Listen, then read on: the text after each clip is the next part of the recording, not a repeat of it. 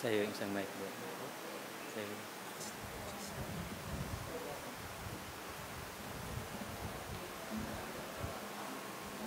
Isang mic, ayaw mo mawak?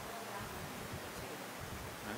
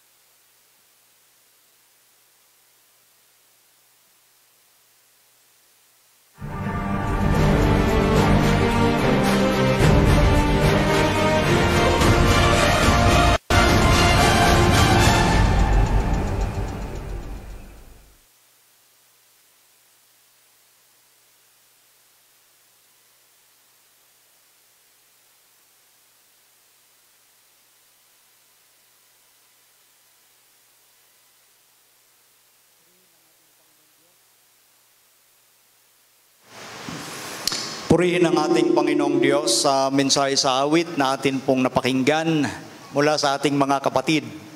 Magandang gabi sa ating lahat, mga kapatid. Tayo po ngayon ay nasa ika-10 gabi na ng atin pong pag-aaral. At tayo po ay natutuwa sa Diyos sapagkat tayo pa ay malaya na nagagawa ang mga bagay na ito. Alam nyo, sa mga nakaraang gabi talaga yung ating tema ay talagang masasabi nating masalan. At ito nga po ang madalas nating sabihin, unpopular topics. At nakita po natin dito yung kaibahan ng turo na atin pong dinadala mula sa Biblia. Pure gospel, pure message, walang halong salita ng tao. Kasi ang salita ng tao, nahahaluan ng salita ng kaaway. Kaya kinakailangan sula skriptura ang ating prinsipal. Bagamat ang atin kapanahunan ay malapit nang magtapos ayon sa ating pag-aaral, mula nung mga unang gabi, ipinakita na ng Diyos yung timeline. At sa huling 2 gabi natin, this coming Friday night and Saturday morning, yun po yung detail nung bato. Yung pagtama ng bato doon sa bahagi ng paa. Yun ang pinakadetalye. So dito pinapakita ng Diyos na tayo ay dapat maging handa at manatiling handa sa pagwawakas po ng atin kapanahunan. Kagabi parang sumobra yung aking banggit sa PEDSA. Ang nabanggit ko kagabi ay July 13 tayo magtatapos. April, May, June, July. 4 months ang tagal. Slip of the tongue lang yon. Alam nyo, dito sa harap, ilang gabi na ako ritong hirap na hirap dahil sa klima. Kumbaga, ang hirap magsalita sa ganito kainit, ngunit salamat sa Diyos at hindi naman tayo napipigilan. Kaya kumbaga, ang aking isip ko minsan, nagkakaroon ng slip of the tongue pagdating sa date. Pero sa doktrina, pulido yan. Wala tayong sabit dahil ang banal na espiritu ay ating kasama. Doon lang sa PEDSA, kinabahan ako sa sinabi ng aking misis, ano bang pinagsasabi mo kagabi? Mali-mali. Kaya naman ni-review ko kaagad at nakita ko, PEDSA lang naman pala nagkamali. So patawarin nyo na ako doon sa PEDSA. Hindi tayo aabot hanggang July.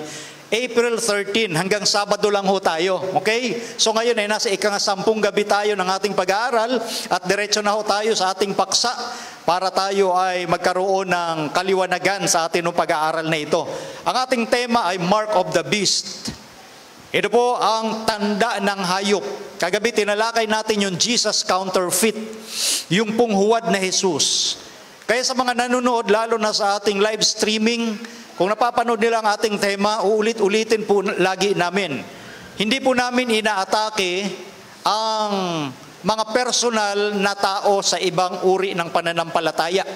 Ang amin po rito ay doktrina. Comparative study po ito ng doktrina galing sa Diyos at doktrina galing sa kaaway. Yun po ang objective Bible study na aming ginagawa. So hindi po namin layunin na makasakit ng damdamin. Paniniwala nila yan, kaya lang dito sa atin, nagbibigay tayo ng tuwirang mensahe kung ano yung turo mismo ng Diyos. Kasi ang principle natin sa ating pagtuturo, especially sa end-time Bible prophecy, kung pula-pula, kung itim-itim, kung puti-puti. Kinakailangan salitain natin ang salita ng Diyos na dalisay, pure, walang labis, walang kulang. So kung narinig man ninyo yung mga bagay na sa tingin ninyo ay nakasakit na inyong damdamin dahil nakapaloob kayo sa ganung paniniwala, ang ibig lamang sabihin nun, bagbago na tayo. Sundin natin yung katotohanan. Pakinggan natin yung sinasabi ng banal na espiritu. Yun lang po yun. Dahil ang sugat na mula sa Diyos, humihiwa para bumuhay. Nasasaktan tayo dahil gusto ng Diyos na hindi tayo mapahamak. Because error can kill. Ang kamalian ay papatay at magpapahamak sa atin. Bakit tayo mananatili sa kamalian? Yun po yung atin patuloy na pag-anyaya at pagbibigay ng pasubali doon sa ating mga kaibigan na nakinig, in particular sa Antichrist and the Jesus counterfeit. Ngayon, the mark of the beast, isa na namang maselang paksa. Marami ang iba't ibang isipan o konsepto pagdating sa paniniwala kung ano yung tanda ng hayop o mark of the beast. The warning against worshiping the beast is the most urgent given in the book of Revelation. The warning against worshiping the beast is the most urgent. Ito po yung mahalagang paksa, mahalagang issue o usapin na nakatala sa aklat ng Apokalipsis. Sapagkat dito naglalaban yung tinatawag na tunay at maling uri ng pagsamba. Dito po nagbabanggaan yung true and false worship. Meron hong dalawang grupong nananawagan patungkol sa uri ng pagsamba na nakatala sa Apokalipsis 14 mula sa 6 hanggang patuloy. At nakita ko ang ibang anghel na lumilipad sa gitna ng langit na may mabuting balita na walang hanggan, upang ibalita sa mga nananahan sa lupa at sa bawat bansa at angkan at wika at bayan. At sinasabi niya ng malakas na tinig, matakot kayo sa Diyos at magbigay kaluwalhatian sa Kanya, sapagkat dumating ang panahon ng Kanyang paghatol, at magsisamba kayo sa gumawa ng langit at ng lupa at ng dagat at ng mga bukal ng tubig. Ang nananawagan po rito ng pagsamba ay ang Diyos. Tinatawagan niya ang mga tao sa lupa na matakot sa Kanya at sumamba sa Kanya. Dahil ang kaaway din po ay meron ding panawagan ng pagsamba at nagbibigay babala o warning ang ating Panginoong Diyos. Ang sabi rito sa verse 9, at ang ibang anghel, ang pangatlo, ay sumunod sa kanila na nagsasabi ng malakas na tinig, kung ang sino man ay sumasamba sa hayop at sa kanyang larawan at tumatanggap ng tanda sa kanyang noo o sa kanyang kamay, ay iinom din naman siya ng alak ng kagalitan ng Diyos, na nahahandang walang halo sa inuman ng kaniyang kagalitan. At siya'y pahihirapan ng apoy at asupre sa harapan ng mga banal na anghel at sa harapan ng kordero. At ang usok ng hirap nila ay napaiilan lang magpakailan-kailanman. At sila'y walang kapahingahan araw at gabi, silang mga nagsisisamba sa hayop at sa kanyang larawan at sino mang tumatanggap ng tanda ng kanyang pangalan. Yun po yung dalawang uri ng pagsamba. Panawagan ng pagsamba mula sa Diyos at pagsamba doon sa hayop. Doon sa mga taong tumatanggap ng tanda ng hayop sa kanilang noo o sa kanilang kamay, may babala ang Diyos. Iinom sila ng alak ng kagalitan ng Diyos na nahahandang walang halo sa inuman ng kanyang kagalitan. Yung mga tumatanggap ng tatak ng hayop. So dito po sa aklat ng Apokalipsis, nagpapakita ng dalawang grupo na nananawagan ng pagsamba. One group worships the Creator. Ang isang grupo ay sumasamba sa kanyang manlalalang. Ang kabilang grupo ay sumasamba naman sa hayop. Kaya nga ang issue sa huling kapanahunang ito ay tinatawag na pagsamba. Diyan ho ang pinakalundo. Yan ang huling pangyayari na magaganap sa sanglibutan bago ito magwakas. Dalawang panawagan ng pagsamba. Remember that Satan will use the Antichrist as a frontman in order to obtain worship for himself. Ito'y tinalakay natin noong pangatlong gabi about the Antichrist at yung kagabi patungkol sa huwad na Jesus. Si Satan ay merong tinatawag na frontman. Para makuha ni Satan yung pagsamba, gagamit siya ng frontman. Lahat ng doktrina ni Satan ibibigay doon. Yung doktrinang lumalaban sa doktrina ng Diyos. At ang malungkot, tinanggap at pinaniwalaan ng mga tao sa sanglibutan yung frontman, yung Antichrist, yung huwad na Jesus, yung beast. Kaya nga sinasabi kagabi sa ating pag-aaral, ang lahat ng nangananahan sa lupa ay sumasamba sa hayop at sa dragon. So ngayon dito sa Mark of the Beast, ito po yung pinakadulo ng labanang ito. Dito'y makikita natin yung grupo ng mga taong tatanggap ng tatak ng hayop sa kabila ng warning o babala ng ating Panginoong Diyos. The first beast of Revelation 13 is the Roman Church state through its head, the papacy.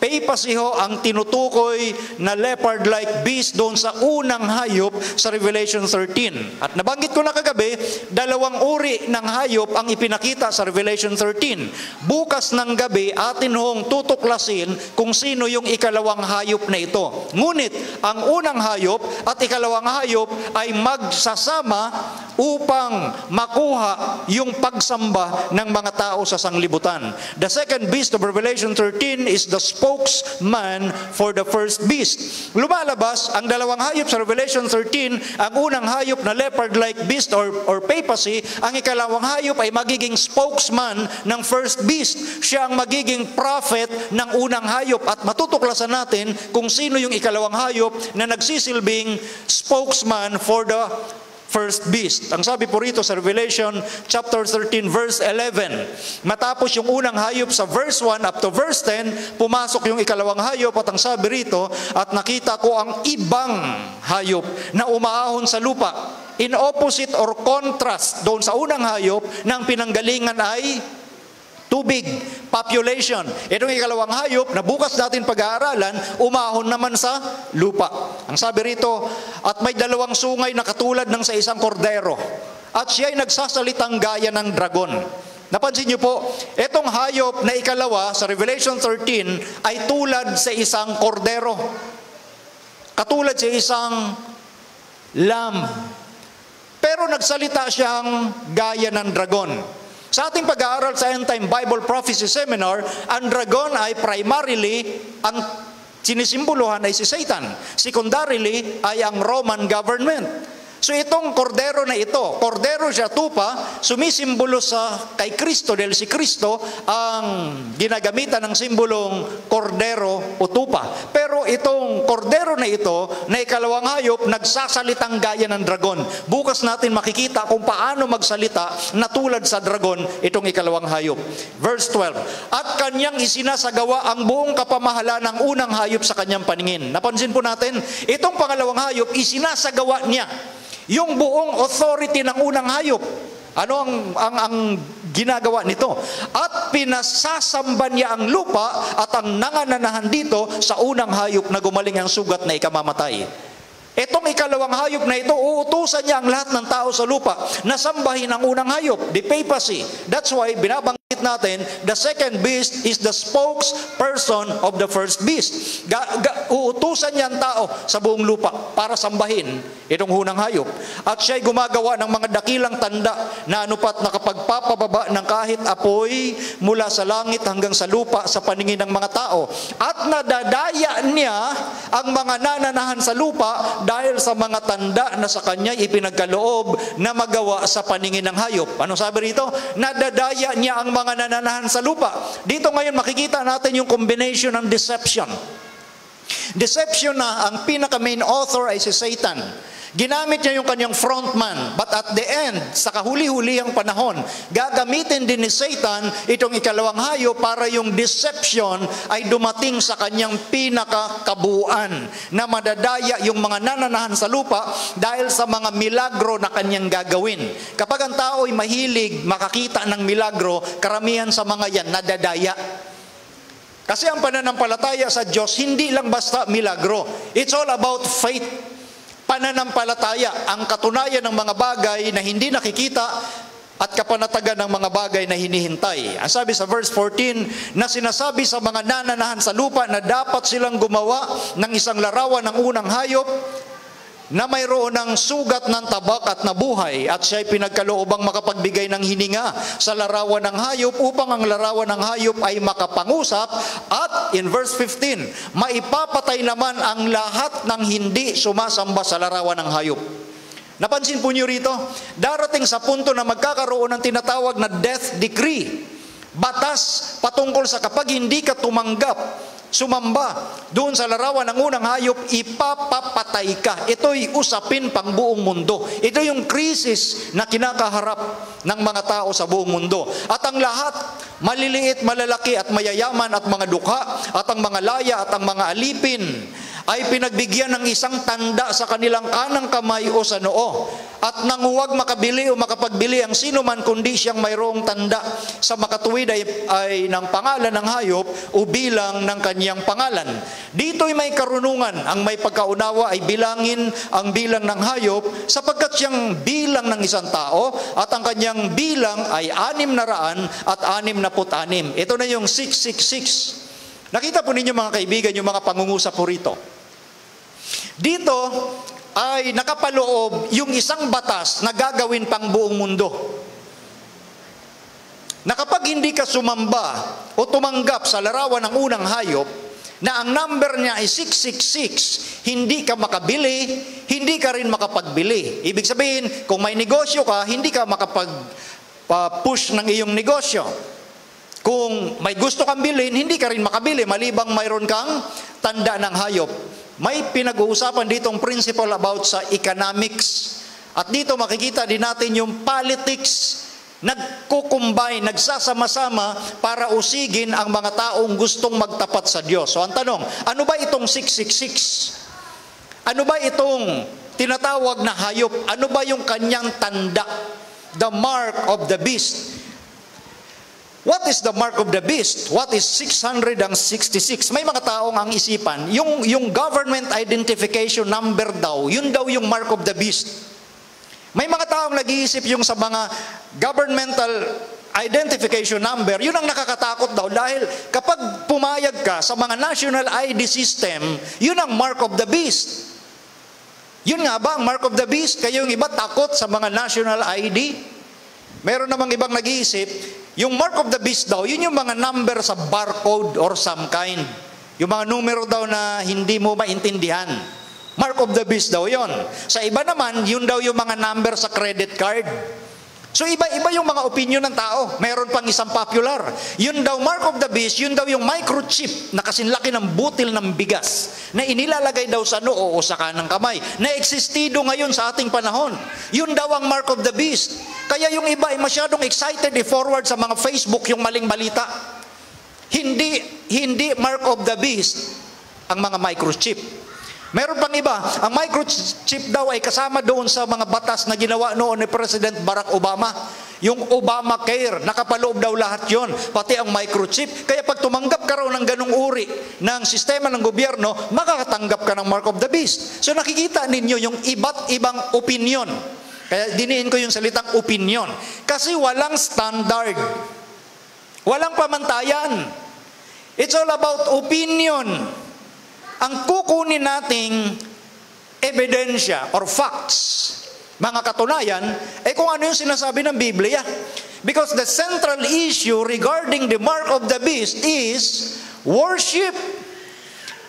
Ang pinakasentrong usapin sa mark of the beast ay usapin ng pagsamba. Anong kinalaman ng mga computer? Anong kinalaman ng mga barcode? Kung may barcode ka ba, apektado ang iyong konsensya? Apektado ba ang iyong pagsamba sa Diyos kung meron kang barcode? Apektado ba ang iyong pagsamba kung lalagyan ka ng mga microchip sa kanang kamay? Actually, may mga microchip na ginagamit ngayon. Kapalit na nila yan sa mga kanilang mga credit cards. Kasi yung mga credit cards, madalas, inahack, nananakaw yung kanilang mga account. Hindi kagaya dun sa mga microchip na ikaw lang talaga ang pwedeng gumamit niyan. So, nagagamit yan lalo na sa mga mayayamang tao sa buong mundo. Talaga nagpapalagay sila niyan. Isa sa purpose, security nila yan. Ang mga dukha, wala namang may mga microchip yan. Credit card nga, wala, microchip pa. Sa Biblia ho, pati dukha, tatanggap ng mark of the beast. Mag-iisip ka ngayon, paano magkakaroon ng microchip ang mga dukha? Credit card nga, wala. Ni pagkain nga, wala, microchip pa. So tingnan nyo ang Biblia, simpleng sinasabi ng Biblia, ang lahat mayayaman, maliliit, laya o dukha. So kasama ang mga dukha natatanggap. That is why the central issue regarding the mark of the beast is none other than worship. Ito po yung pinag-uusapang issue sa Biblia. May kinalaman sa pagsamba. To understand the mark of the beast, we must first understand God's seal. Para maunawaan natin kung ano yung mark of the beast, unawain muna natin kung ano yung tanda ng Diyos. Yun ang atin munang titingnan. Ngayon, may sinasabi rito sa Revelation chapter 7 verse 1 or Apokalipsis. At pagkatapos nito ay nakita ko ang apat na anghel na nakatayo sa apat na sulok ng lupa, na pinipigil ang apat na hangin ng lupa, upang huwag humihip ang hangin sa lupa o sa dagat man o sa anumang punong kahoy. At nakita ko ang ibang anghel na umaakyat mula sa sikatan ng araw na taglay ang tatak ng Diyos na buhay. At siya'y sumigaw ng tinig ng tinig na malakas sa 4 na anghel na pinagkaloobang maipahamak ang lupa at ang dagat na nagsasabi, huwag ninyong ipahamak ang lupa kahit ang dagat, kahit ang mga punong kahoy, hanggang sa aming matatakan sa kanilang mga noo ang mga alipin ng ating Diyos. At narinig ko ang bilang ng mga natatakan na 144,000 na natatakan sa bawat angkan ng mga anak ni Israel. At tumingin ako at narito ang kordero ay nakatayo sa bundok ng Sion at ang kasama niya ay 144,000 may pangalan niya at pangalan ng kanyang ama na nasusulat sa kani-kanyang noo. So in short, may nakikita tayo ditong situation patungkol sa 144,000, patungkol sa mga taong tinataka ng Diyos sa kanilang mga noo, na yung pangalan ng Diyos at pangalan ni Kristo ay nakasulat saan? Sa kanilang mga noo. So anong ibig sabihin ng mga simbolong ito na ginagamit sa Biblia? Ano ang pangalan na nakasulat sa mga noo ng mga ligtas? Is it literal na pangalan sa kanilang noo? Ito talaga ay symbolical lang. Pakinggan nyo ang definition ng Bible pag pinag-usapan yung salitang pangalan at yung mga bagay na nasulat sa noo o sa kamay. Ang Biblia ang nagpapaliwanag sa kanyang sarili. Hindi tayo kukuha sa mga popular opinion ng mga tao sa mundo. Ang sabi ho rito sa 33:18 ng Exodus chapter 33 verse 18. At sinabi ni Moises, ipakita mo sa akin, idinadalangin ko sa iyo ang iyong kaluwalhatian. Kausap dito ni Moises ang Diyos. Ang hiling ni Moses, show me thy glory. Ipakita mo sa akin ang iyong kaluwalhatian. Sa verse 19, sumagot ang ating Panginoon kay Moises at kanyang sinabi, aking papangyarihin ang aking buong kabutihan sa harap mo at aking itatanyag ang pangalan ng Panginoon sa harap mo. Anong sagot ng Diyos? Nung hiniling ni Moses, Panginoon, show me thy glory. Anong sabi ng Diyos? Itatanyag ko ang aking pangalan. At ang Panginoon ay bumaba sa ulap in verse 5, at tumayong kasama niya roon at itinanyag ang pangalan ng Panginoon. Pag sinabing itinanyag, sinabi niya, ito ang pangalan ko, Moises. So basahin natin kung ano yung pangalan ng Diyos na yon na itinanyag niya kay Moises in verse 6. At ang Panginoon ay nagdaan sa harap niya at itinanyag ang Panginoong Diyos na puspos ng kahabagan at mapagkaloob, banayad sa pagkagalit, at sagana sa kaawaan at katotohanan, na gumagamit ng kaawaan sa libo-libo, na nagpapatawad ng kasamaan at ng pagsalangsang at ng kasalanan, at sa anumang paraan ay hindi aariing walang sala ang salarin, na dinadalaw ang kasamaan ng mga ama sa mga anak at sa mga anak ng mga anak hanggang sa 3 at 4 na salin. Nakita niyo po kung ano yung pangalan ng itinanyag ng Diyos? Ang itinanyag ko, sinabi ng Diyos kay Moises, ay ang kanyang karakter. Ang ugali ng Diyos na mapagpatawad, puspos ng kaawaan, mapagpahinuhod, maawain, nagpapatawad ng mga kasalanan. So yung pangalan na sinasabi rito sa Biblia ay may kinalaman saan? Karakter or ugali ng Diyos. Hindi ibig sabihin, pag sinabi lang pangalan sa Biblia ay yung proper name, like Juan de la Cruz. No. Sa Biblia, ang explanation niya ng pangalan ay may kinalaman din sa ating mga, o sa kanyang karakter.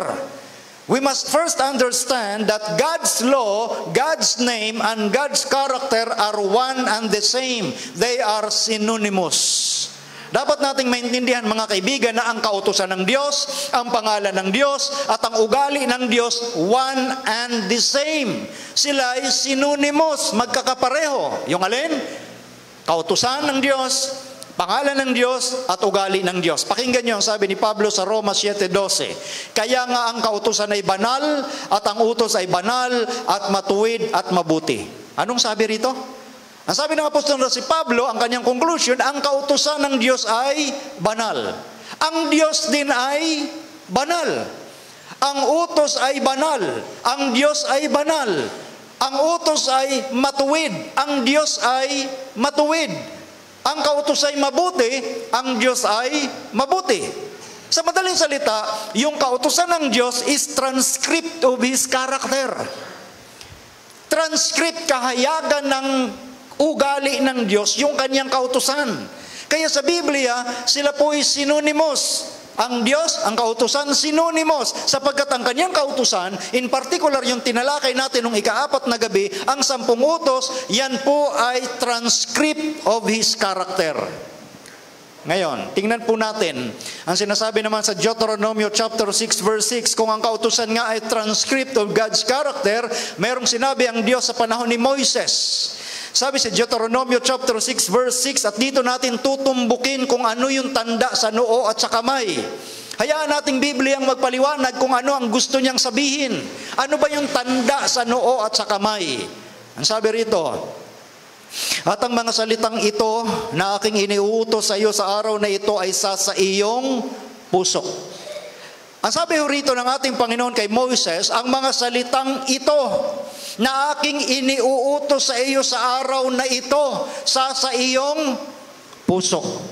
So ang tanong, ano ba yung mga salitang yan na iniutos ng Panginoon kay Moises at sa buong Israel na dapat sumakanilang puso? Tandaan natin, ito po'y chapter 6. Bago ang chapter 6, nandyan yung chapter 5. At ang laman ng chapter 5 ng Deuteronomyo ay ang pag-uulit ng 10 utos ng Diyos. Ano ho ang nilalamang ng chapter 5 ng Deuteronomyo? 10 utos ng Diyos. Kaya nga pagdating sa chapter 6, sinabi ng Diyos, ang mga salitang ito. Yung tinutukoy niyang ito ay yung sa preceding chapter, yung 10 utos. Ang mga salitang ito na aking iniutos sa iyo sa araw na ito, sa iyong puso. Ang 10 utos ay dapat sumapuso ng mga tao. At iyong ituturo ng buong sikap sa iyong mga anak at iyong sasalitain tungkol sa kanila pagka ikaw ay nakaupo sa iyong bahay at pagka ikaw ay lumalakad sa daan at pagka ikaw ay nahihiga at pagka ikaw ay bumabangon. So ito'y mahigpit na bilin ng Diyos sa bayang Israel. Ang 10 utos dapat sa kanilang puso, ituturo ng buong sikap sa kanilang mga anak. In verse 8, at iyong itatali na pinakatanda sa iyong kamay at mga magiging pinakatali sa iyong noo. So ang kautusan ng Diyos, in particular ang 10 utos, yun yung kanyang doktrina, yun yung kanyang turo, yun yung kanyang aral na magiging pinakatanda saan? Sa kamay at magiging pinakatali saan? Sa noo. So ang mga Hudyo ang nagpapaliwanag sang-ayon sa konsepto nila kung ano yung tanda sa noo at kamay. Ang tanda sa noo at kamay, sumisimbolo ito na yung doktrina na yon, na iyong tinanggap. Dito sa ating binasa, doktrina ng Diyos ang kanyang 10 utos sa iyong, alin? Noo at kamay. Meaning to say, sa noo, yun yung iyong doktrinang tinanggap. At yung kamay ay tanda ng pagsasabuhay ng doktrinang tinanggap. Mga simbolong ginagamit ng mga Hudyo sa Biblia, pag noo, kung ano yung doktrinang tinanggap, at yung kamay, yung isinabuhay mo. Yun yung kamay na tinatawag. Yung tanda sa noo at kamay ay hindi literal na stamp na makikita dyan, kundi yung tinanggap na turo at isasabuhay. So nakita na ho natin ang definition ng Biblia kung ano yung sinasabing tanda sa noo at kamay. Si Moises ang nagsulat nito at sa Apokalipsis, si Juan, isang Hudyo rin ang nagsulat. Nagkakaintindihan sila kung anong ibig sabihin ng tanda sa noo at kamay. Pakinggan nyo ang sinasabi sa Hebreo chapter 8 verse 10. Sapagkat ito ang pakikipagtipang aking gagawin sa sambahayan ni Israel pagkatapos ng mga araw na yaon. Sinasabi ng Panginoon, ilalagay ko ang aking mga kautusan sa kanilang pag-iisip at sa kanilang mga puso'y aking isusulat ang mga ito. Ilalagay doon yung kautusan ng Diyos saan? Sa pag-iisip. Yun ang simbolo ng noo. Dahil ang noo, itinuturing ng mga pag-aaral sa science, ito yung frontal lobe. Lahat ng information, dyan pumapasok sa frontal lobe, yung naka-front na brain ng tao, itong frontal lobe na tinatawag. Merong right brain, merong left brain. Ang function ng right brain is more emotion. It's more on artistic. It's more on dreamy. Whereas, ang function o gamit ng left brain o kaliwang utak is analytical, rational. So magkaiba yung gamit ng kaliwang utak, yung kanang utak, at yung sa frontal lobe, at may tinatawag pa sila na occipital brain. So sa Biblia, ginagamit yung noo as a symbol ng lahat ng information na pumapasok dyan, sinasala dapat ng kaliwang utak, analytical. Ina-analyze mo yung information na pumapasok dyan. Ang problema ngayon, mas nangingibabaw sa mga tao ang emotion. Pinapagana yung right brain at hindi yung isip, yung pag-iisip, pag-analyze ng mga facts and evidences. Yun ang problema sa mga tao. Kaya nga ang Diyos nais niyang isulat ang kanyang kautusan sa kanilang pag-iisip, sa kanilang puso'y isusulat ang mga ito. Ang puso ay sumisimbolo rin sa pagsasabuhay ng nalaman mo na turo. Yun din ang tanda ng kamay. Upang ako'y magiging Diyos nila at sila'y magiging bayan ko. Sino ang mag-aangkin sa mga tao na kanyang bayan? Diyos mismo. Kapag pumayag ang tao na ipasulat ang kautusan ng Diyos sa kanilang isip at sa kanilang puso, magiging pinakatanda sa kanilang noo, pinakatali sa kamay, sasabihin ng Diyos, ikaw nga ay bayan ko. Ang problema ngayon sa maraming mga professed Christian, sila ang nag-aangkin na kami ang bayan ng Diyos. Diyos namin siya, kami ang kanyang bayan. Hindi po dapat ikaw ang nag-aangkin sa Diyos. Diyos ang mag-aangkin sa iyo. Kung susunod ka sa gusto ng Diyos na ipasulat ang kanyang kautusan sa iyong pag-iisip, sa iyong puso, magiging pinakatanda sa iyong noo, pinakatali sa kamay. Yun yung doktrina ng Diyos. Ngayon, sa Apokalipsis 12:17, nagalit ang dragon, si Satanas, sa babae at umalis upang bumakas sa nalabi sa kanyang binhi, na siyang nagsisitupad ng mga utos ng Diyos at mga may patutuo ni Jesus. Kanino galit si Satan? Sa mga taong sumusunod sa mga utos ng Diyos at mga may patutuo ni Jesus. Kaya si Satan gumawa siya ng tinatawag na kanyang doktrina, na ginamit niya yung frontman. Ginamit niya yung leopard-like beast, ginamit niya yung antichrist, at yan yung biblical concept na titingnan natin about the mark or seal of God and the mark of the beast. Meron pong mga elements na ating titingnan para masabing tunay or authentic ang isang document. Itong example na kukunin ko, ito po yung isang authentic na seal ng mga documents. Para masabing tunay, kinakailangan makikita. For example, sa governance ng Amerika, ayan po yung seal of the President of the United States of America. Diyan mayroon tatlong element. Una, yung pangalan. Pangalawa, yung title. At pangatlo, yung territory. Dito natin makikita na ang isang tanda, seal or mark ay tunay at hindi peke. Makikita yung tatlong element. Ano yung tatlo? Una yung pangalan. Pangalawa yung title. Pangatlo yung territory. Ano yung pangalan dyan? Yung pangalan dyan, of course, kung sino ang presidente nila. Ang kasalukuyang presidente ng Amerika ay walang iba kundi si Donald Trump. Yun yung kanyang pangalan. Ano yung kanyang title? President. Ano yung kanyang territory? United States of America. Nakita dyan yung tatlong elements. Sa pag-uusap tungkol sa tanda ng Diyos, makikita din dapat yung pangalan ng Diyos, yung title niya, at yung kanyang territory. At alam niyo ba kung saan makikita ang kautusan yan ng Diyos na makikita yung tatlong element? Ito po yun. Nasa Exodus chapter 20 verse 8. Alalahanin mo ang araw ng Sabbath upang ipangilin. Verse 11. Sapagkat, di ba pag sinabi yung salitang sapagkat, ito yung reason kung bakit natin kailangang alalahanin ang araw ng Sabbath upang ipangilin. Sapagkat, meaning ito ang reason. Hindi lang basta binigay ng Diyos na ipangilin nyo ang Sabbath. May reason. Sapagkat sa 6 na araw ay ginawa ng Panginoon ang langit at lupa, ang dagat at lahat ng nangaroon, at nagpahinga sa 7 araw. Ang Sabbath is a memorial of creation, pag-alala sa paglalang, para hindi mo malimutan na siya nga yung Diyos na iyong sinasamba. So ngayon, nasaan yung tatlong elements dyan? Nakagaya ng elements para masabing tunay ang dokumento, like ipinakita natin, the seal of the United States of America. Una, anong sabi natin? Yung name. Ano yung pangalan dito? Panginoon. Si YHWH. Ano yung kanyang title? Creator. Siya yung gumawa ng langit at lupa. Ano yung kanyang territory? Sinabi na natin, langit at lupa or buong universe. So dito makikita natin yung tatlong element. Yung pangalan niya, si YHWH na naisaling Panginoon or Jehovah sa ibang salin. Yung kanyang title is Creator at yung kanyang territory, Heaven and Earth and all the universe. So ito makikita natin yung seal. Sa ika-4 na utos ang Sabat, nandyan yung seal o tanda ng Diyos. Alam ni Satan yun.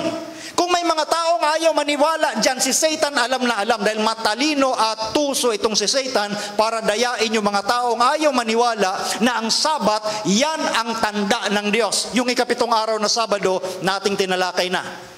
Maraming mga taong ayaw maniwala sa 7-day Sabbath na yun ang Sabat ng Biblia. Pero si Satanas alam niya yan, kaya nga ang ginawa ni Satanas, inatakin niya yung Sabat. Binago niya yung pangingilin ng ika-4 na utos.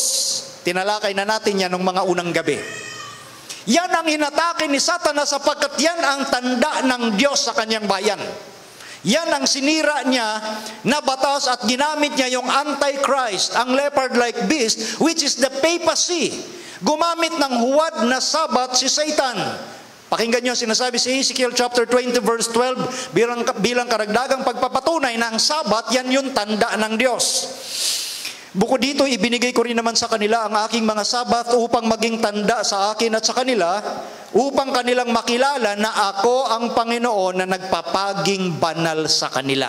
Isa pa, at inyong ipangilin ang aking mga Sabat at mga magiging tanda sa akin at sa inyo upang inyong maalaman na ako ang Panginoon ninyong Diyos.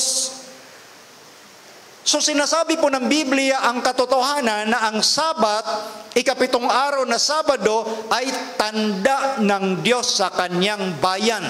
Yan po ang seal ng Panginoon na may tatlong element, His name, His title, and His territory.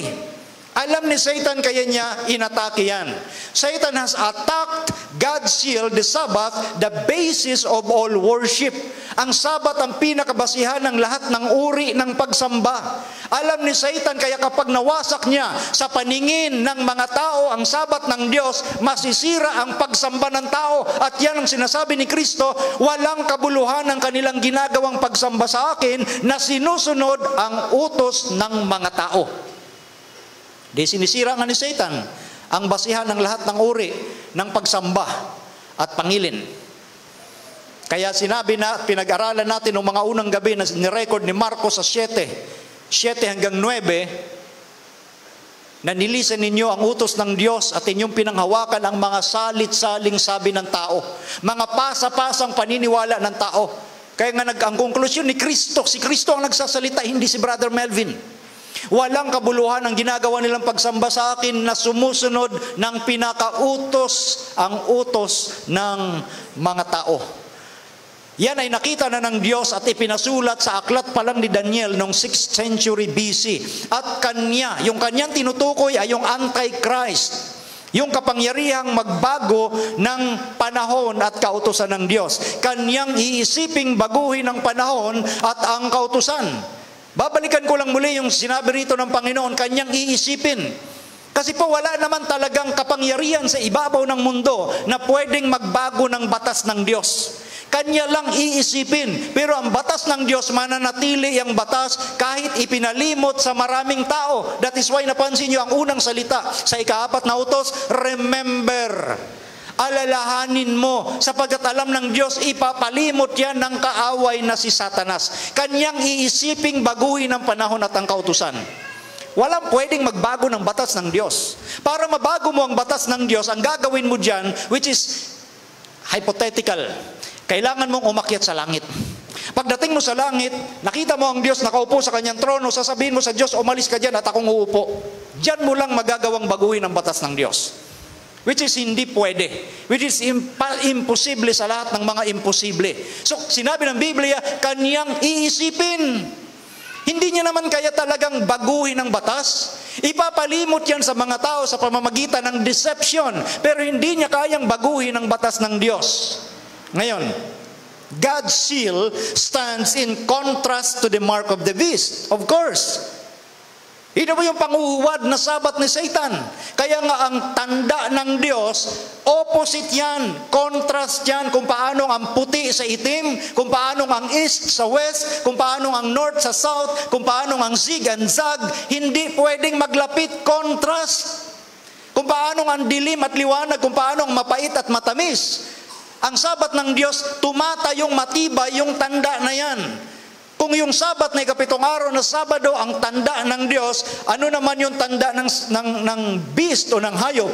The mark of the beast must be the sign of Roman Church authority. Ito po ay tanda ng otoridad ng Roman Catholic sa pamamagitan ng head na papacy. Pansinin niyo po ang kanilang pagmamalaki. The Catholic Record, September 1, 1923. Ang sabi ng Roman Catholic Church, Sunday is our mark of authority. The church is above the Bible, and this transference of Sabbath observance is proof of that fact. Nakita niyo yung kanilang pagmamalaki? Ang linggo ay tanda ng kanilang otoridad. Ang Roman Catholic Church is above the Bible. Mas mataas sila sa Biblia. At yung paglilipat ika ng pangingilin ng Sabat ay katunayan ng sinasabi nila. Proof of that fact. Nakita nyo yun, mga kaibigan? So yung Sunday, aminado sila na yan yung tanda ng kanilang authority. Dahil doon sa paniniwala na naisulat that the Pope has power to change times, to abrogate laws, and to dispense with all things, even the precepts of Christ. Ang Pope ayon sa kanila ay may kapangyarihang magbago ng panahon, magpawalang bisa ng batas. Kahit ang batas ni Kristo, ang Sabat, ay kumakatawan sa panahon at kautusan.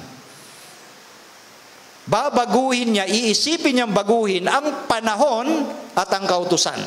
Sangayon sa kanilang paniniwala, ang Pope ay may kakayanang magbago ng panahon at magpawalang bisa ng kautusan. Ang Sabat, kagaya ng ibang araw, panahon yan. Pero ang Sabat na ikapito na Sabado, kautusan yan. So yun mismo ang kanilang pagmamalaki. Ang sabi sa Lucius Ferraris, balikan lamang natin, the Bishop of Rome is of so great authority and power that he can modify, explain, or interpret even divine laws, since his power is not of man but of God. Yun po yung kanilang paniniwala. Kaya niyang baguhin, ipaliwanag ang batas ng Diyos sapagkat ang kanyang kapangyarihan ay hindi kapangyarihan ng tao kundi kapangyarihan ng Diyos. Balikan muli natin yung tanungan doon sa Converts Catechism, which is the Sabbath day. Ang sagot nila, Saturday is the Sabbath day. Then why do we observe Sunday instead of Saturday? Because the Catholic Church and the Council of Laodicea transferred the solemnity from Saturday to Sunday. So binalikan lamang natin yon dahil ito yung pinagmamalaki nilang proof of that fact na sila'y merong kapangyarihan talaga na baguhin ang batas ng Diyos. Ang sabi naman ni Thomas, ito po nung October 20, 1895, siya po yung chancellor. Ang sabi rito, of course, the Catholic Church claims that the change was your act, and the act is a mark of her ecclesiastical power and authority in religious matters. Of course, ang simbahang Katolika ang nag-aangkin na silang nagpalit ng pangingilin. At yung gawang pagpapalit na yun ay tanda ng kanyang kapangyarihang pangrelihiyon. So kaya nga ang seal of God stands in contrast with the mark of the beast. Sila yung leopard-like beast, siya yung antichrist, siya yung beast, siya yung frontman ni Satan, siya yung ginamit para palitan ang batas ng Diyos at ipalimot sa mga mananampalataya ng Diyos. That is why na-anticipate na yan ng Diyos. Sinabi niya, remember the Sabbath day to keep it holy. God designed the Sabbath that through keeping it, man should forever remember the true and the living God. Alam ni Satan yung laban na ito. Kaya kinakailangang maging maingat tayo mga kaibigan. Ngayon itong pari na si Thomas Enright, siya po ay President of Redemptorist College, meron siyang challenge. Ang sabi niya, prove to me from the Bible alone that I am bound to keep Sunday holy. There is no such law in the Bible. It is a law of the church alone. The Bible says, remember the Sabbath day to keep it holy. The church says no. Ano sabi rito ng pari na sa Enright? Patunayan nyo ika sa akin mula sa Biblia na dapat kong ipangilin ang araw ng linggo. Wala ikang ganong batas sa Biblia. Ito ay batas ng Roman Catholic lamang. Ang sinasabi ng Biblia, alalahanin mo ang Sabat upang ipangilin. Ang sabi ng church, ang tinuturo nga, Roman Catholic Church, hindi. Bakit? Kasi mas mataas nga ang tingin nila, ang church nila, mas mataas sa Biblia. Ang sabi ni Enright sa pagpapatuloy niya, by my divine power, I abolish the Sabbath day and command you to keep holy the first day of the week. And lo, the entire civilized world bows down in reverent obedience to the command of the Roman Church. Yan yung pagsasalarawan ni Enright. Sa utos ng Roman Catholic Church, inabolish niya o inalis ang utos na ikapitong araw ng Sabat at inutusan ng mga tao na ipangilin ang unang araw at ang buong mundo ay sumunod na may paggalang sa batas ng Roman Church. Nakita niyo yan mga kaibigan, mga kapatid? Kaya nga'y opposite sa tanda ng Diyos, ang tanda ng hayop. Sa The Catholic Mirror, December 23, 1893, pansinin niyo po ito.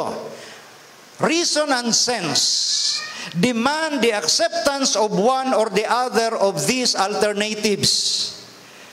Either Protestantism and keeping of Saturday, or Catholicity and the keeping holy of Sunday. Compromise is impossible. Reason and sense. Pag pinag-usapan ng reason and sense, sentido at katwiran, anong utak ang ginagamit? Left brain, right brain? Left brain. Pero ang problema sa mga tao sa mundo, ang ginagamit, right brain, full of emotion, full of dreams, full of artistry. Wala yung rationally, wala yung analytics, hindi na nag-iisip ang mga tao ngayon. Kaya nga sila mismo ang may hamon, the Roman Catholic Church mismo. Kapag katwiran at sintido ang pag-uusapan, isa lang ang dapat mong tanggapin sa dalawa na yan. Kung protestante ka, mangilin ka ng Sabado. Kung Catholic ka, mangilin ka ng Linggo. Compromise is impossible. Kaya nga dito sa pag-aaral sa End Time Bible Prophecy, ang ginagamit natin dito ay evidences, facts, at i-analyze mo yung mga available facts and evidences. Dahil ito ang gusto ng Diyos na mag-isip tayo dahil binigyan niya tayo ng wisdom. Kaya napansin niyo doon sa binasa natin sa Revelation chapter 13, dito'y may karunungan. Bilangin mo ang bilang ng hayop at siya isang bilang ng tao. At ang kanyang bilang, 666. Saan manggagaling yung karunungan? Sa tao? Hindi. Sa Diyos. Diyos ang nagbibigay ng karunungan. Kung wala tayong karunungan, humingi tayo at mauunawaan natin ito. Santiago 1:5, yun ang nakasulat. Kaya nga sinasabi, sa pag-unawa sa Mark of the Beast, ang sabi ng Bible, dito'y may karunungan. Without that wisdom na galing sa Diyos, hindi mo talaga maintindihan ang Mark of the Beast. Kaya nga pumupunta na lang sila sa barcode yan, national ID yan, microchip yan, Obamacare yan. Walang karunungan. Dahil ang ginagamit ay opinion at hindi mga ebidensya mula sa banal na kasulatan. Ngayon, babasahin ko po uli ang sinabi sa The Catholic Church Sentinel. Pag sinabing Sentinel, gwardiya, bantay. Mga Katoliko mismo ay may sabi noong May 21, 1995, people who think that the scriptures should be the sole authority should logically become Seventh-day Adventists and keep Saturday holy. Yung mga taong nag-iisip na Biblia lang daw ang kanilang otoridad, maging mga Seventh-day Adventist at ipangilin ang Sabado. Lalo mga Katoliko mismo silang nagsasabi niyan dahil sila nga po ang nagpalit niyan. At yan, ayon sa kanila, tanda ng kanilang kapangyarihang panrelihiyon. It is the mark of their church authority. Kaya compromise is impossible. Sinasabi mo, protestante ka, bakit linggo ka ang pangilin mo? Galing yan sa Catholic. Hindi ang may gawa niyan ay si Kristo. Ang sabi nga ni Kristo, huwag niyong isipin ako'y naparito upang sirain ang kautusan. Hindi ako naparito upang sirain, kundi upang ganapin. So dito makikita natin ang contrast. Ang mark of the beast ay may kinalaman sa doktrina na galing sa kaaway. Ang tanda sa noo at kamay ng mark of the beast, yun yung doktrinang tinanggap mo, yung doktrina na yun ang isinabuhay mo. Yun ang mark of the beast. Pinaniwalaan mo at isinabuhay mo. Ngayon, sinasabi ng Biblia, yung coming confederacy of religions attempting to unite church and state. Especially sa Revelation chapter 13, bukas ng gabi, ating makikita ito. Sinasabi na ng Biblia yung pagsasama-sama ng mga relihiyon at gobyerno para pag-isahin ang church and state. Sa ngayon, meron pa tayong wall of protection sa ating tinatawag na freedom pagdating sa pagsamba. May nagbibigay pa sa atin ng proteksyon ang ating constitution, the separation of church and state. Pero sinasabi ng Biblia, darating ang mga araw, darating ang panahon, magsasama-sama ang mga relihiyon para pagsamahin, i-unite ang church and state. Sabi sa verse 15, at siya pinagkaloobang makapagbigay ng hininga sa larawan ng hayop, upang ang larawan ng hayop ay makapangusap at maipapatay naman ang lahat ng hindi sumasamba sa larawan ng hayop. Ito'y utos pang buong mundo. Pag sinabing utos, ito'y may kinalaman sa government. Sa prophecy na ito, ang church and state magsasama. Ang pwede lang mag-utos sa mga tao ay ang civil government. So dito makikita natin yung tinatawag na katuparan ng pagsasama ng iglesia at ng gobyerno. Sunday is coming. Sa ngayon sa aklat ni G. Edward Reed, the evidence is mounting. There is an increasingly strong movement to legislate Sunday observance. Alam po ito ng mga taong ito. Talaga malakas ang movement ngayon para isulong ang Sunday observance. Matagal ng panahon, noong 1998, July 7, ang Pope noon ay nanawagan ng worship sa araw ng linggo. Si Pope John Paul II is issuing a stern warning to Catholics that they should set aside Sunday for worship. He went on to say, a violator of Sunday should be punished as a heretic. Yung lumalabag sa pangingilin ng linggo ay parusahan bilang heretic. Alam niyo mga salitang heretic, yan po ay gas-gas na ginagamit pa noong Dark Ages. Pag sinabing heretic, sa context ng Roman Church, anyone who disagrees with the Pope is a heretic. Sino mang hindi sumasang-ayon sa kagustuhan ng Pope o Papa ay erehe o heretic. Pag ikaw ay natulan bilang heretic, yun na ang kapahamakan mo. So mangyayari uli ito sa huling panahon. Maipapatay ang lahat ng hindi sumasamba sa larawan ng hayop. Ngayon ang tanong, does anyone have the mark of the beast today? Yun bang mga nangingili ng linggoy, meron ng tatak ng hayop? Wala pa. Wala pa. No one will receive the mark of the beast until religious legislation is passed enforcing the substitute Sabbath. Wala pang mark of the beast ang mga nangingilin ngayon ng linggo.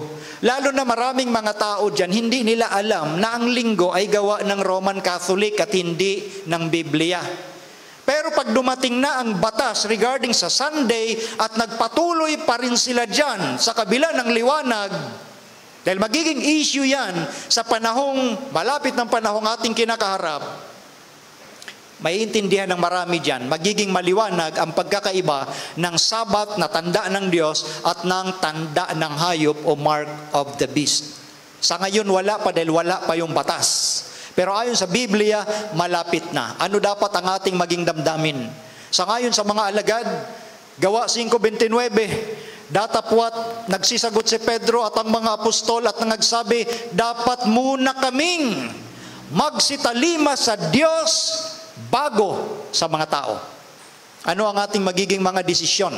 Sa narinig natin katotohanan ito ngayong gabi regarding sa mark of the beast, the seal of God is Sabbath, the seventh-day Sabbath. Ang linggo ay tatak ng kapangyarihan ng Roman Catholic, which is the beast in Daniel and in Revelation. The first beast, the leopard-like beast, that is the mark of the beast. Kanino ka susunod? Kung alagad, ang tatanungin, susunod muna kami sa Diyos bago sa tao. Tatawagin ko si Sister Shame para umawit ng ating appeal song. At pagkatapos ng umawit, ay ira-wrap up natin ang pag-uusap na ito sa gabing ito. Ating pakinggan mabuti yung laman ng awitin at atin pong isiping mabuti ang ating napakinggang mensahe ngayong gabi.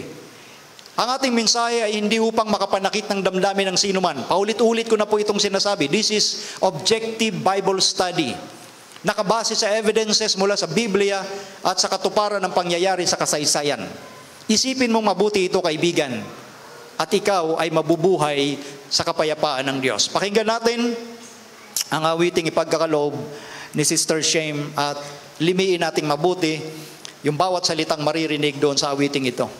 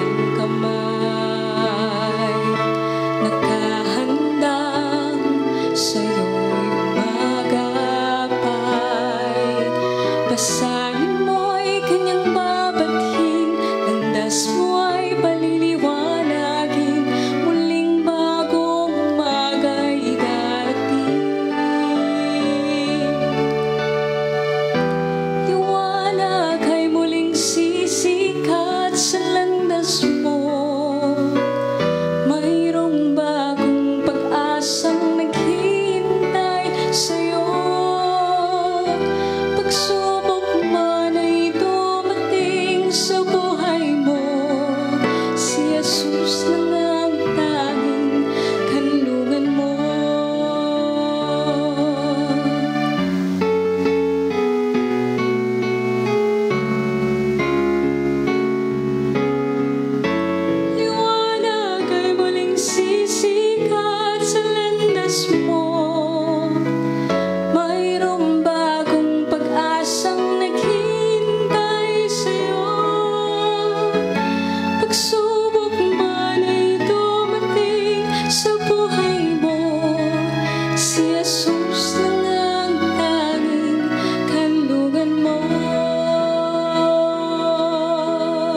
Gaya po ng sinasabi doon sa awit, sa kabuuan ng ating narinig, si Jesus lang ang ating kanlungan, yung tunay na Jesus ng Biblia. Itong mark of the beast na ito na ating naging paksa, baliwala naman lahat ng ito kung hindi naman tayo nagtiwala sa ating Panginoong Jesus. Kung ang buhay natin ay malayo sa Panginoon at sumusunod tayo doon sa ibang Jesus, sa turo ng ibang Jesus, wala ring kabuluhan ng ating ginagawang pagsamba at pananampalataya. Kaya nga doon, bagong liwanag, ipinakita sa inyo ngayong gabi ng banal na kasulatan. Nais ng ating Panginoon, panghawakan natin ito. Huwag nating ibigin ang ating buhay hanggang kamatayan. Sumunod muna tayo sa gusto ng Diyos bago sa gusto ng mga tao. Ang gusto ng mga tao ngayon sa sanglibutan, tayong lahat ay magkaisa. Kahit magkaiba tayo ng paniniwala, okay lang. That is the very essence of deception. Kinakailangan sumunod tayo sa Diyos bago sa kagustuhan ng mga tao. Ang kagustuhan ng mga tao ay nagdadala doon sa isang kalagayan na tayo'y nagiging kalaban ng Diyos. Yung liwanag na inyong napakinggan sa gabi-gabi nating pag-aaral sa End Time Bible Prophecy Seminar ay magsilbi nawa sa ating gabay. Yung munting liwanag na ating narinig, sundan lang natin yon hanggang sa ang pagbubukang liwayway ay sumating puso. Sa atin ng mga kaibigan na umaattend sa gabi-gabi nating pag-aaral, nais po ba nating ipakita sa Diyos yung atin hong pagsang-ayon na ang atin pong napag-aralan sa gabi-gabing ito ay nagbukas sa atin ng bagong pananaw? Yun po ang una ko pong tanong. Tayo po ba'y nabiyayaan at nagbukas sa atin ba ng panibagong pananaw itong ating seminar sa gabi-gabi nating pag-aaral? Gusto ko pong makita ang mga kamay ng mga non-Seventh-day Adventist na kayo po ay nabiyayaan at meron po kayong bagong nakitang pananaw at pag-asa dito sa ating napag-aralan gabi-gabi. Meron po bang nakinabang na mga non-Seventh-day Adventists sa gabing ito, sa gabi-gabi nating pag-aaral? Yung hindi pa tumanggap sa pananampalatayang ito. Yun lang muna yung aking unang tanong sa gabing ito. Kayo po ba ay nabiyayaan? Naging malinaw po ba sa atin na ang Diyos ay may plano sa inyo at gusto niya na ang bawat isa sa inyo ay maging handa at manatiling handa? Gusto ko pong makita yung mga kamay ng mga non-Seventh-day Adventists. Okay? Yun lang po yung tanong. Maraming salamat po. At ngayon sa atin pong napansin dito sa ating pag-aaral, ang ating Panginoon, sa kabila ng atin hong kalagayan na naging alipin ng tradisyon, mahal pa rin niya ang bawat isa sa atin. Nananatili yung kanyang malasakit, nananatili yung kanyang pagmamahal. Kung tayo po'y mananatili sa ating kalagayan, mananatili sa dati nating tradisyon na kinagisnan, ay magiging walang kabuluhan. Itong mga narinig nating ito, tinitiyak po yan ang Biblia sa inyo. Nagbigay ng maraming parable ang Biblia na habang mainit pang tinanggap ang salita ng Diyos, panghawakang mabuti at isabuhay na ikaw ay maging pakinabang sa kapwa. Ngunit kung pinabayaan mo ang salita, ang munting butil na yon, aagawin ni Satanas yon sa ating mga puso at tinitiyak ng Diyos, manlalamig ka sa katotohanan ng iyong napakinggan. Mawawala kang lubusan sa ating Panginoon.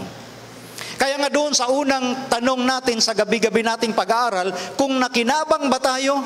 Kung nabiyayaan ba tayo? Ipapakita natin yun sa Diyos, hindi sa mga tao. Sa Panginoon yun, hindi sa atin, hindi sa ating mga katabi, kundi sa sarili mo mismo.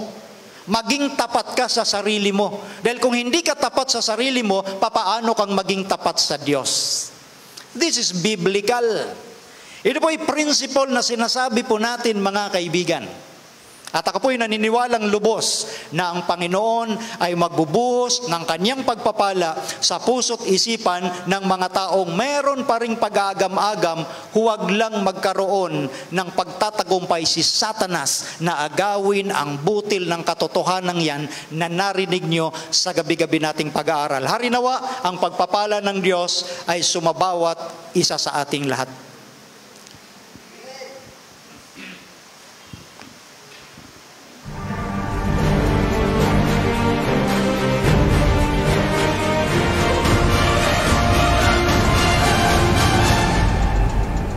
Para po sa ating closing song, tayo pong lahat ay tumayo at awitin po natin ang ating theme song, Signs of the End.